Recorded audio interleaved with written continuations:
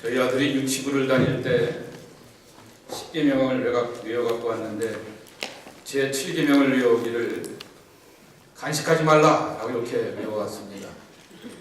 그랬으면 얼마나 쉽고 이렇게 분명하겠습니까? 재밌겠습니까? 그러나 간음하지 말라라고 제 7계명은 말하고 있습니다.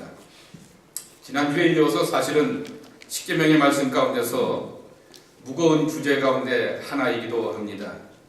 실제로 살인하지 말라라고 하는 그 살인의 문제는 엄청난 사회적이고 또 공적인 제재들이 있기 때문에 스스로 알아서 그것을 조심하게 되지만은 이 간음하지 말라라고 하는 이 말씀은 한편으로는 성과 관련된 이야기요, 또 한편으로는 결혼과 관련된 이야기 때문에 참 무겁기도 합니다.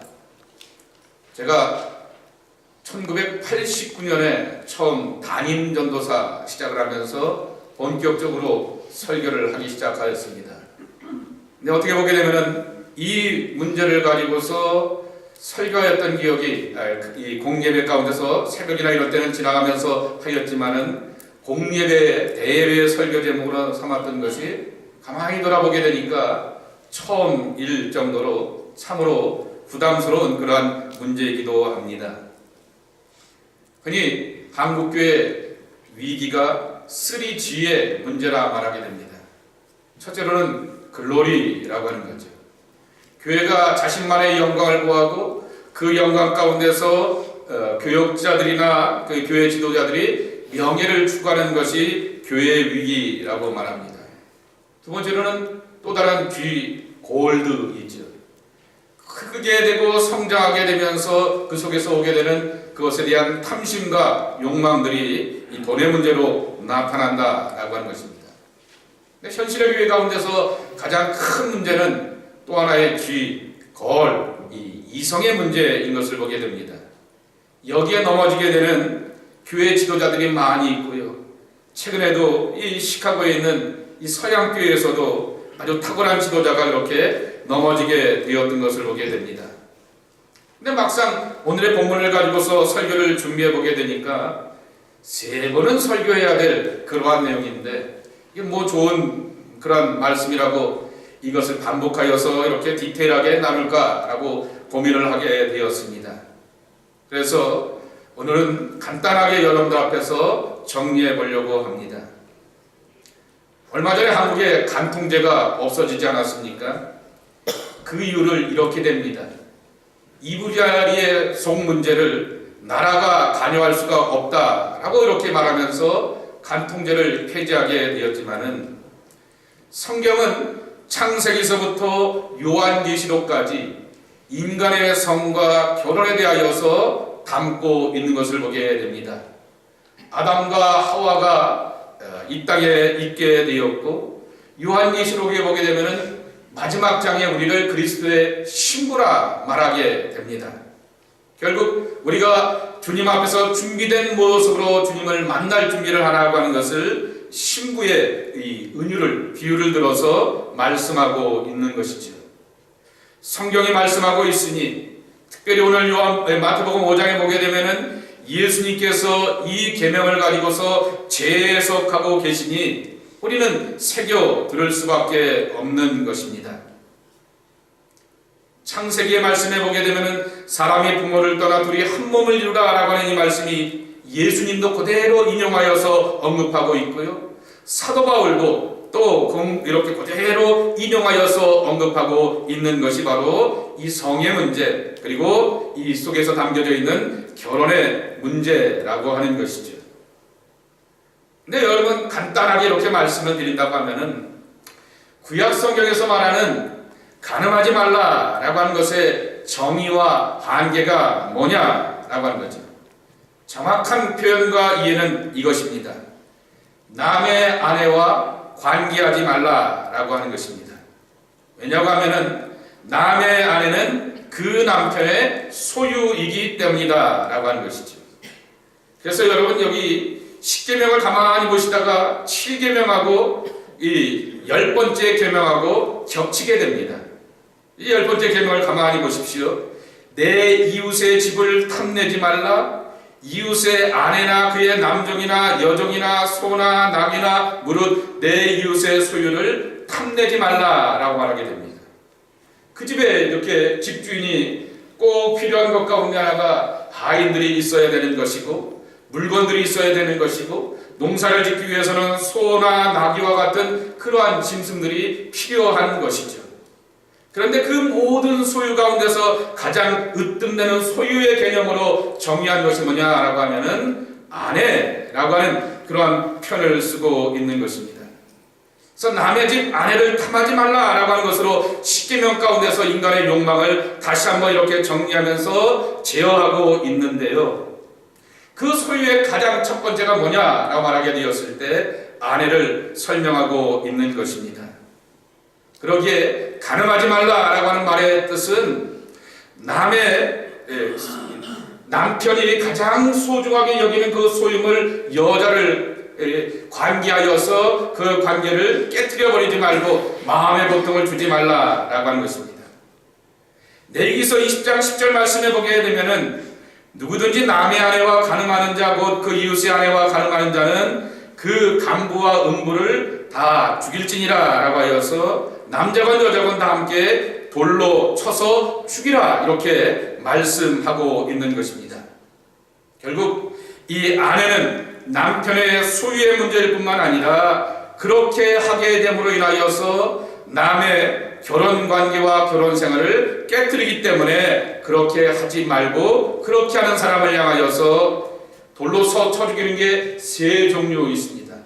하나님을 향하여서 모독하였을 때 신성모독죄인 것이죠.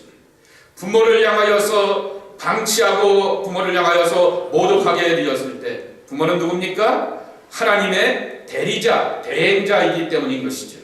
또 하나의 관계가 바로 이 성의 문제, 결혼의 문제를 놓고 이렇게 말씀하고 있다라고 하는 것입니다. 그런데 여기에서 외부받는 것이 몇 가지가 있습니다.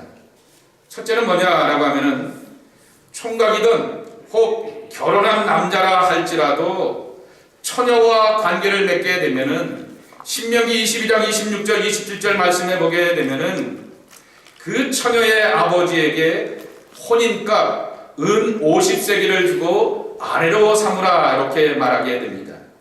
왜 그렇습니까? 옛날에는 일부 다처제 아니겠습니까? 홀로감이라 이렇게 말하게 되죠. 한 남자가 여러 아내를 둘 수가 있기 때문에 일부 다처제 가운데서 이 아내 처녀와 관계를 맺게 되었을 때는 자기 아내로 삼으면 된다라고 하는 거죠. 또 하나 있습니다. 외우받는 게 뭐냐라고 하면 창녀와의 관계라고 하는 거죠. 여러분 창세기 38장을 가만히 보십시오. 유다와 다말의 이야기가 나오게 됩니다. 우리는 시아버지와 며느리가 어떻게 그럴 수 있는가라고 이렇게 생각해 보게 되는데요. 유다가 어떤 사람입니까? 야곱의 귀한 아들이고 언약의 아들입니다. 이 야곱은 하나님의 언약의 그러한 임재를 경험하게 되었고 약속 가운데 살아오게 되었고 많은 신앙의 연단과 훈련을 직접 하나님으로부터 경험하고 받게 되었던 그 아들이었는데 그 아들 유다가 이 창녀를 찾아가게 되었다가 며느리 다말을 만나게 되었다라고 하는 그 백그라운드를 담고 있는 것을 볼 수가 있습니다. 또 한 가지 사사기 16장의 말씀을 보시게 되면은 삼손과 드릴라 이야기를 보시기 바랍니다. 경건하고 신실한 나실인이 거리의 여인 드릴라에게 유혹당하는 모습을 우리는 찾아보게 되는데요. 사사기 16장을 가만히 보시게 되면은 삼손을 향한 정죄는 그가 하나님으로부터 은혜와 능력을 받아서 머리카락을 그 은혜의 비밀을 잘 지켜내지 못하였기 때문에 그가 심판받게 되었지 그의 성의 타락의 문제가 아니었다라고 하는 것이죠. 완전 가부장적인 남성 위주의 사회를 담고 있는 것이 구약 성경의 성의 개념이라고 하는 이것을 이 결혼의 개념이라고 하는 것을 이해할 수가 있습니다.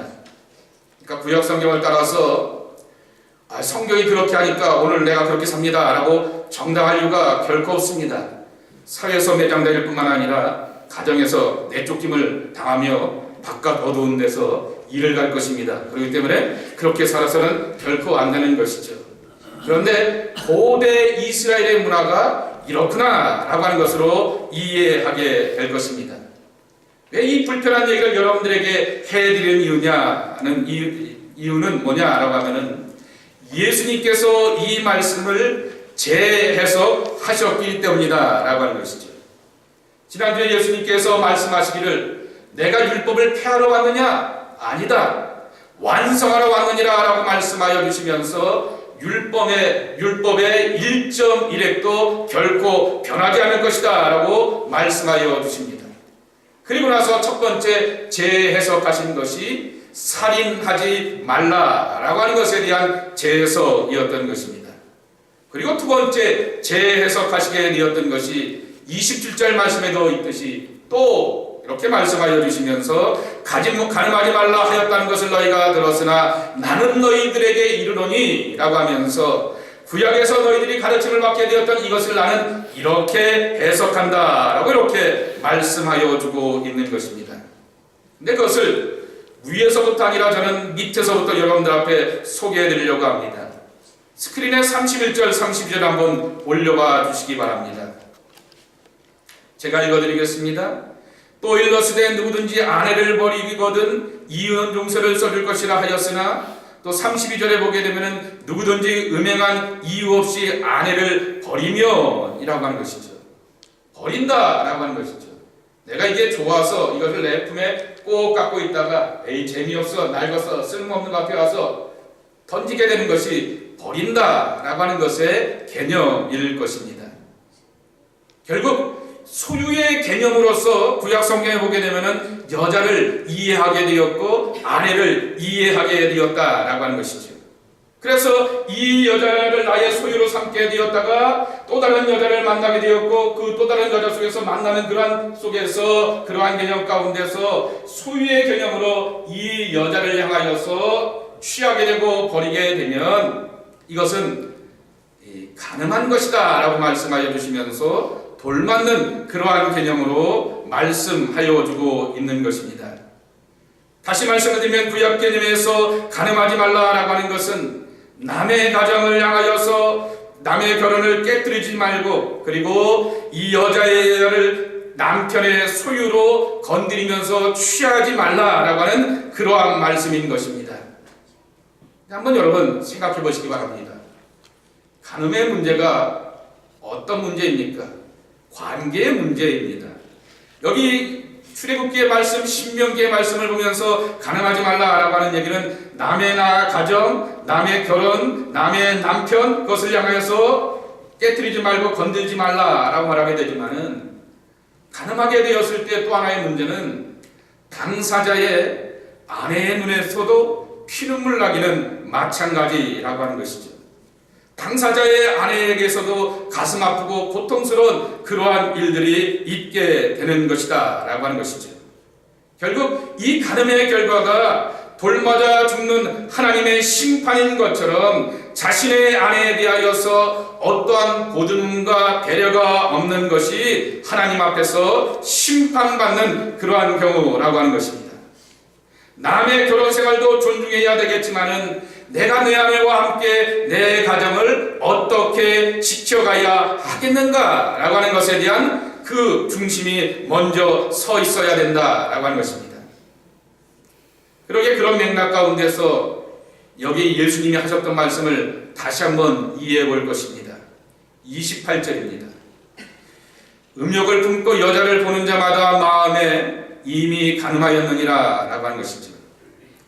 이것은 나중에 또 한 번 이렇게 설명하게 되겠지만은 음욕을 품고 여자를 보는 자라고 하는 것은 결국 여성의 가치를 내 소유로 생각하는 자는 이미 가늠한 자다라고 하는 것이죠.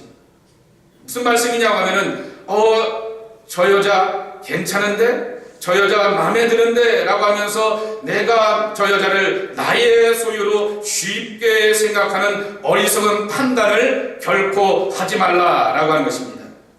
누가 그런 쉽게 판단할 수가 있겠습니까? 돈이 있으면, 내 지위가 높으면, 내가 갖고 있는 힘과 능력과 어떠한 제 사회적인 조건들이 상대방보다 높다라고 생각하게 되면은 상대방을 향하여서 쉽게 생각하게 된다라고 하는 거죠. 얼마든지 저 여자를 나의 소유로 삼을 수 있다라고 하는 그러한 판단을 하는 사람은 하나님 앞에서 가늠하는 자여 하나님의 심판 아래 있다라고 하는 것입니다. 여러분, 우리 지난 봄에 제임스 브라이언 스미스의 그 선하고 아름다운 삶 가운데서 이 말씀을 재해석하게 되었던 이야기 기억나시죠? 살아가면 분명히 내 아내보다, 우리 집에 있는 어떠한 여인들보다 길을 가다 보게 되면은 더 아름답고 멋지고 그리고 정말 우아한 여인들을 볼 수는 있다라고 하는 거죠. 이게 만나는 것이 당연한 세상살이의 이치라고 하는 것이죠. 근데 뭐라고 말하고 있습니까? 돌아보지 말라라고 이렇게 말씀하고 있지 않습니까? 저 여자라고 하면서 돌아보는 그것이 바로 이미 마음에 뭐를 품는 것이다 라고 이렇게 말하고 있는 것입니다. 그러니까 결국 그러한 맥락 속에서 내가 쉽게 그리고 어떠한 능력과 권세가 있어서 그렇게 판단하게 되었을 때 그 판단이 바로 그 여인을 만들고 이 땅의 삶을 허락하시게 되었던 그 창조주 하나님에 대한 심판과 모독이 된다라고 하는 것입니다. 모든 물건에는 맞는 분에 대하여서 판단을 갖게 됩니다.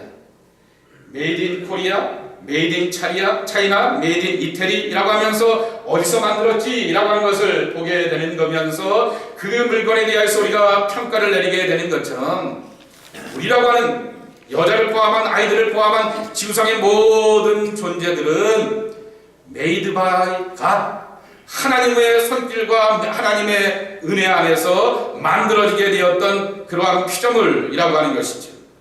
그러기에 내가 마음의 욕망을 갖고 내 쉽고 편한 의지를 따라서 그렇게 소유하겠다라고 하는 그러한 판단은 하나님 앞에서 심판받을 수밖에 없다라고 하는 것입니다. 여성은 소유물이 아니라 하나님께서 값지고 소중하게 만들게 되었던 하나님의 거룩한 피조물이라고 하는 것입니다. 그것을 창세기의 말씀을 통하여서 이해할 수가 있습니다. 하나님께서 아담을 만드시고 하와를 만드시고 창조하여 주셨다라고 하는 것이죠. 그런데 하와를 창조하시게 되었을 때 창세기 2장 18절 말씀에 보게 되면은 돕는 배필로 하와를 창조하셨다라고 말하게 됩니다. 문제는 이 돕는 배필에 대한 해석의 문제라고 하는 것이죠. 우리는 이것을 조력자로 이해하게 됩니다. 영어 성경을 가만히 여러분 찾아봐서 읽어보시기 바랍니다. suitable partner라고 이렇게 써 있는 것을 보게 됩니다. 적절한 동역자라고 하는 그러한 개념이라고 하는 것이죠. 실제로 이 돕는다라고 하는 것, 사람이 사람을 돕는다라고 하는 것 성경에 보게 되면 여러 경우들이 다양하게 나와 있지만은 돕는다라고 하는 말을 노골적으로 쓴 경우가 없다라고 하는 것이죠. 구약 성경 가운데서 이 돕는다라고 하는 에제르라고 하는 시브리어 단어가 쓰여진 것은 누구에 대한 해당되는 경우냐고 하면은 하나님이라고 하는 것이죠.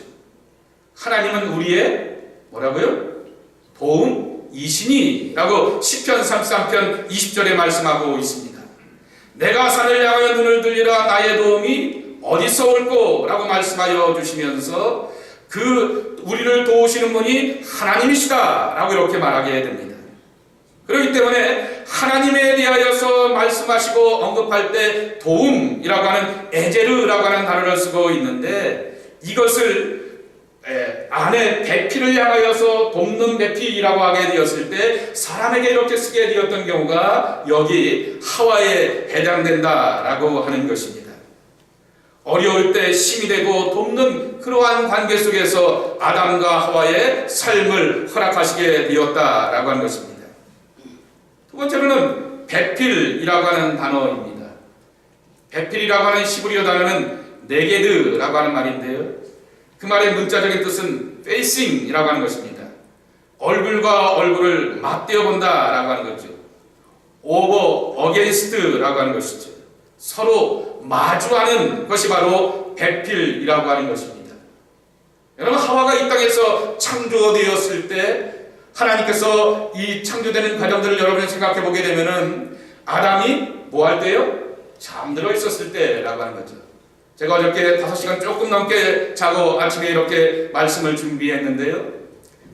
그 잠자는 것에 그 잠잔다라고 하는 것은 이런 제가 잠자는 물리적인 상태를 말하는 것이 아닙니다.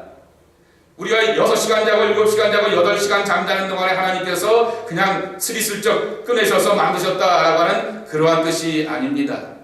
잠자는 동안에 라고 하는 것의 정확한 의미는 코마 상태에 이르게 되었을 때라고 하는 거죠. 인간이 아무것도 할 수 없는 그 상태 가운데서 하나님께서 아담의 그 갈빗뼈를 취하여서 하와를 창조하셨다라고 하는 거죠.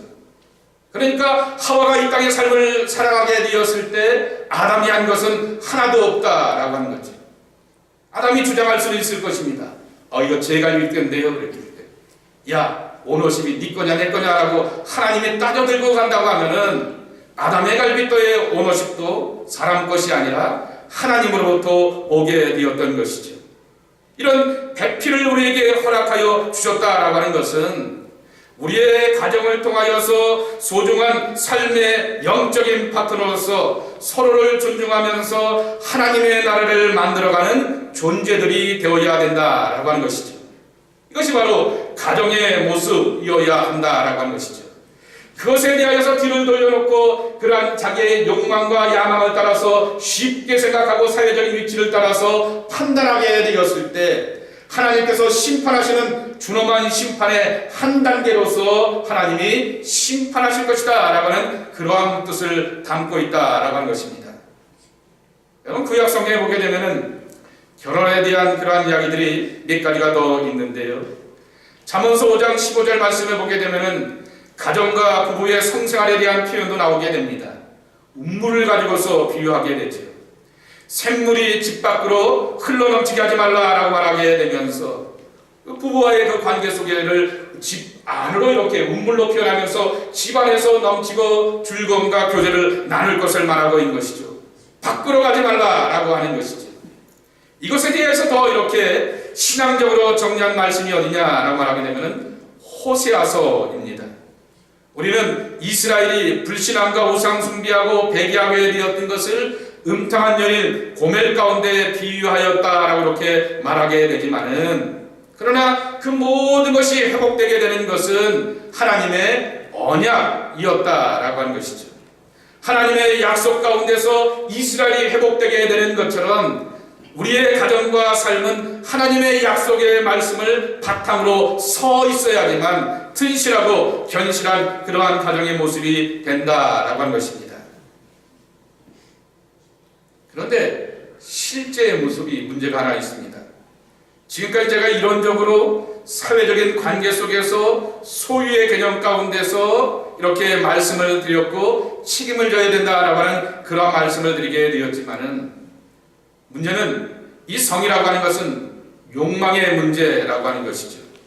개인의 욕망으로부터 나오게 되는 간음의 문제라고 하는 것이죠. 좀 전에 말씀을 드리게 되었듯이 인간의 시작서부터 창세기서부터 창녀가 등장하게 됩니다. 소돔과 고모라의 멸망의 그 근본적인 이유가 이 성의 문제였던 것을 가장 대표적인 증거가 바로 성의 문제라고 하는 것을 우리는 잘 알게 됩니다. 레위기 20장의 말씀에 보게 되면 돌 맞아 죽는 심판의 이야기들이 많이 나오게 되는데요. 별의별 성관계가 다 나오게 되죠. 심지어는 짐승과의 아주 추잡한 그러한 이야기까지도 다 나오게 되는 아주 인간의 욕망들이 다 나오게 되는 것입니다. 그러나 문제는 성경이 그렇게 말할 정도로 우리 현실의 실제의 문제라고 하는 것입니다. 성경으로는 이 실제 문제에 대하여서 구약 성경은 그렇게 강하게 돌맞아 죽을 수 있다라고 말하게 되지만은 어떻게 우리가 이겨내야 할까라고 하는 것이죠. 신구약 성경 어디를 보아도요, 마귀를 향하여서는 대적하라 말씀하고 있지만은 정력을 향하여서는 맞서 싸우라고 말씀하신 것이 하나도 없습니다. 정력을 향하여서는 피해가야 한다라고 권면하고 있는 것입니다. 가장 대표적인 경우가 창세기 39장에 나오게 되는 요셉이 보디발의 아내 앞에서의 자기의 행동에 대한 변명이라고 하는 것이죠. 보디발의 아내가 자꾸만 이 요셉을 향하여서 유혹을 하게 됩니다. 그때 요셉이 이렇게 먼저 대답을 하게 되는 것이죠. 당신의 아내 보디발 장군께서 저를 이 집의 총무집사로 세워놓으시게 되어서 이 집에 있는 모든 소유를 다 주관하게 하셨으나 당신만은 소유하지 않고 건드리지 못하게 하였습니다 라고 하는 것이죠. 그러면서 아까도 말씀을 드리게 되었던 것처럼 소유의 개념 가운데서 이 문제를 피해 나가고 있는 것을 보게 됩니다. 두 번째로는 이렇게 표현합니다. 보디발의 아내가 자꾸만 이 요셉을 향하여서 한 번도 아니고 반복하여서 유혹하고 또 유혹하게 되었을 때 요셉은 함께 있지 아니하였더라 라고 말하게 되면서 한 번의 유혹으로 끝나는 것이 아니라 반복되는 이 유혹 가운데서 어떻게 하든지 그 자리를 피하여 나가게 되었다라고 하는 것이죠. 그리고 39장 8절에 보게 되면 요셉이 하였던 유명한 신앙 고백이 있습니다. 하나님 앞에서 내가 어찌 이것을 득제하리요 라고 하는 거죠. 내 삶은 하나님 앞에서 살고 있다 라고 하는 것이죠. 사도 바울의 표현대로 한다고 하면 in Christ, 나는 하나님 안에서 예수 그리스도 안에서 살아가는 삶이다 라고 하는 것이죠. 우리는 내가 외로울 때, 두려울 때, 약하고 고통스러울 때 하나님이 나와 함께 라고 하는 그러한 고백을 하게 되지만은 유혹의 고통스럽고 괴로운 현장 가운데서도 나는 하나님과 함께 살고 있다 라고 하는 이 고백을 이 요셉이 하게 되었다 라고 하는 것입니다. 하도 이 진지한 얘기라 여러분이 심각하게 되어서 목사들이 하는 조크 가운데 11계명이 하나 있습니다. 뭔지 아시죠? 들키지 말라 그러는 말인데요. 그것에 대하여서 요셉은 분명하였죠. 내 삶은 하나님 앞에 있다 라고 하는 그러한 철저한 그러한 모습이었던 것입니다. 이 요셉의 이러한 행동을 이것을 가지고서 우리는 오늘 본문을 다시 한번 해석해 볼 수가 있습니다. 여기 29절의 말씀에 보게 되면은 만일 내 오른눈이 너를 실족하게 하거든 그랬습니다. 30절에 보게 되면 만일 내 오른손이 너를 실족하게 하거든 그랬습니다. 저는 왼손잡인데요. 그러면은 오른손을 쓰는 경우가 밥 먹고 글 쓰는 거 외에는 모든 것을 왼손을 쓰니까 왼손은 실족하도 되냐라고 하는 그게 아닙니다. 예수님께서 이렇게 이 말씀을 하시게 되었던 것은 보통의 사람들에게 있어서 오른손, 오른눈이라고 하는 것은 본능적으로 먼저 튀어나오는 것이라고 하는 거죠. 먼저 손이 튀어나오게 되고 먼저 눈이 움직여가는 것이 사실은 오른쪽이라고 하는 거죠. 그러니까 내 본능적으로 내게 액션이 튀어나오게 되는 어떤 것이 있을 때 그 우선권에 대하여서 죄를 짓게 되어 것은 눈을 뽑고 손을 잘라버리라 라고 하는 찍어버리라 라고 하는 그러한 말씀을 하시게 되었던 것이죠. 주체가 되는 것에 대하여서 어떠한 가능성도 두지 말라라고 하는 그러한 말씀이라고 하는 것이죠.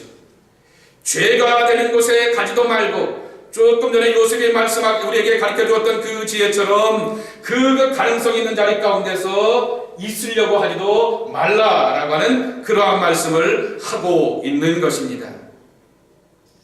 존 스토트는 이것을 이렇게 말하게 되는 것이죠. 우리가 그와 같은 연약함을 인정하는 것이 중요하다라고 하는 것이죠. 이 연약함을 실제적으로 삶 가운데서 체험한 사람이 있고 인정한 사람이 있습니다.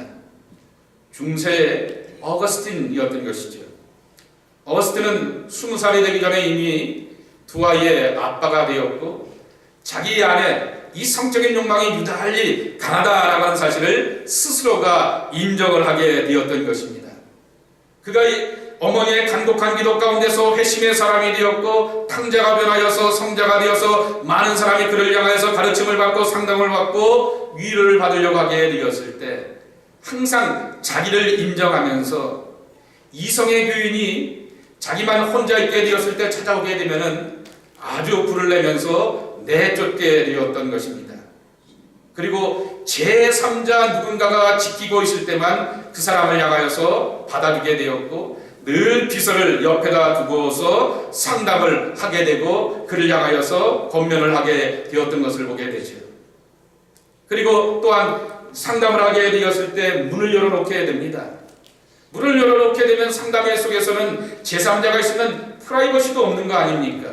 그리고 문을 열어놓다면 오고 가는 사람이 저 사람 뭐 왜 왔지? 뭐 때문에 문제가 있네? 라고 생각할 수 있음에도 불구하고 어거스틴은 그렇게 하면서 성도들을 만나게 되었다라고 하는 거죠. 왜 그랬을까라고 하는 거죠. 자기를 알았다라고 하는 것이죠.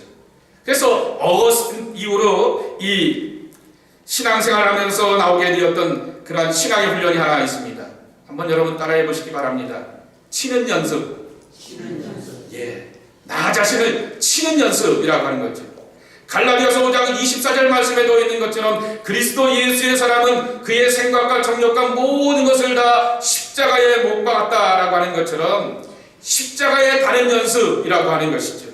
나는 이것에 대하여서 약해라고 하는 거죠. 나는 이것에 대하여서 너무나 연약하고 이것에 대해서 부끄러워라고 하면서 자기를 인정하게 되는 것이죠. 아도르프 히트ler과 똑같은 말을 하게 됩니다. 우리가 항상 하나님과 함께 있게 되지만은 마귀는 그 하나님과 함께 있는 그 자리 가운데서 우리의 연약함을 가지고서 우리를 유혹해 온다라고 하는 것이죠. 그 유혹에 대하여서 내가 잘한다라고 하는 것이죠. 어떻게 보게 되면 곰곰이 생각해 보게 되면서 저도 목사가 되어서 30년째가 돼가니까 91년에 이렇게 목사들을 받고 이제 담임 전사가 되면서 30년이 되니까 이것에 대하여서도 이렇게 마음의 나름대로의 자유함 가운데서 여러분 앞에서 설교할 수 있게 되었던 것이, 그래서 옛날 어른들이 나이가 먹으면서 목회에 대한 그런 얘기를 하게 되었을 때 그런 마음의 감정들이 또 함께 오게 됩니다. 인정해야 되는 거죠.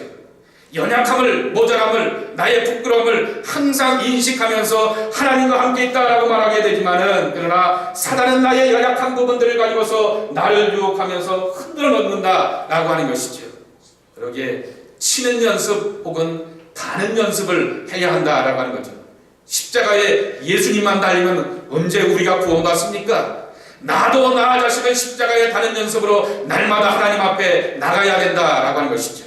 나의 연약함과 온전치 못함을 알고 인정하면서 달고 못 박게 되었을 때 우리를 살리시고 구원하시는 하나님의 부활과 생명을 우리 안에 경험하며 살 수가 있다라고 하는 것입니다.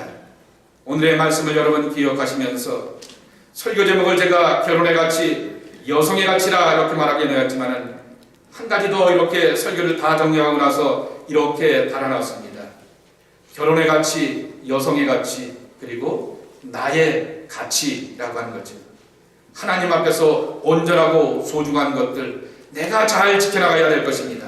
그것을 오늘 이 예수님은 우리의 성의 문제, 결혼의 문제로 이렇게 말씀하고 있는데 늘 연약함을 인정하면서 하나님 앞에서 온전함으로 나가는 성숙한 믿음의 사람들이 저와 여러분의 모습이 되어야 하겠습니다. 이 믿음을 향해 나가는 하나님의 사람들 되기를 주님의 이름으로 간절히 권면합니다. 하나님, 우리의 생각과 뜻과 정욕과 마음을 십자가에 다는 연습, 치는 연습 날마다 우리 안에 있어야 하겠습니다. 나만이 아는 나의 모자람들, 연약함들 우리가 압니다. 주여, 저희들이 이것을 날마다 인정하면서 하나님 앞에서 새로워지는 성숙한 믿음의 사람들이 저희들의 모습이 되게 하여 주시옵소서. 저희들에게 가정을 주셨고 소중한 동반자들을 허락하여 주셨사오니 피차 돕는 배필이 되어서 우리 안에서 하나님의 나라를 만들어갈 줄 아는 복된 주님의 사람들 되게 하여 주시옵소서. 예수님의 이름으로 간절히 축복하며 기도 올리옵나이다. 아멘.